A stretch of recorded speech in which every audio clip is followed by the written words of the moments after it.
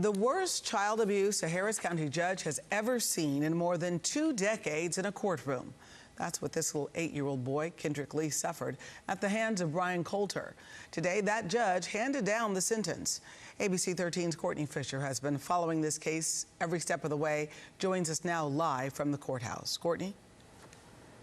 Yeah, good evening, guys. You know, this was a trial that there was no jury, and in a capital murder case, that's pretty rare. So it was the judge who decided that Brian Coulter was guilty, and she didn't just say that he was guilty. No, she had a strong, powerful message for Brian Coulter, and while he listened, he didn't even flinch. The court hereby finds you guilty of capital murder.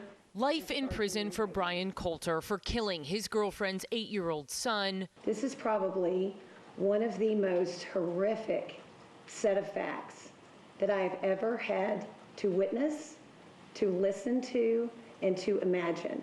Coulter with no reaction, as Judge Kelly Johnson said it was the worst child abuse she'd seen in her 24 years in a courtroom.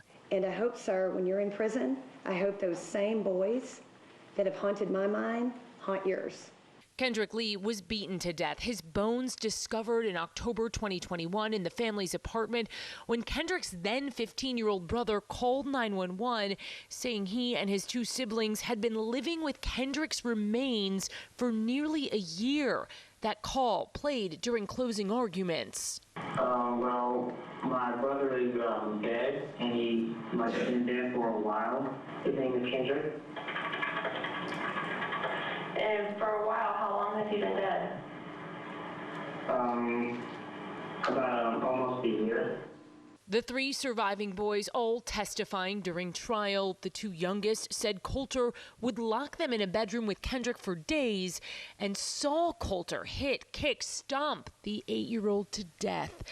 Defense arguing the state didn't prove Coulter intended to kill Kendrick. There hasn't been one iota of testimony from any of these witnesses that what they said that my client did was of such sufficient force that it would lead to someone's death. But the judge would not agree.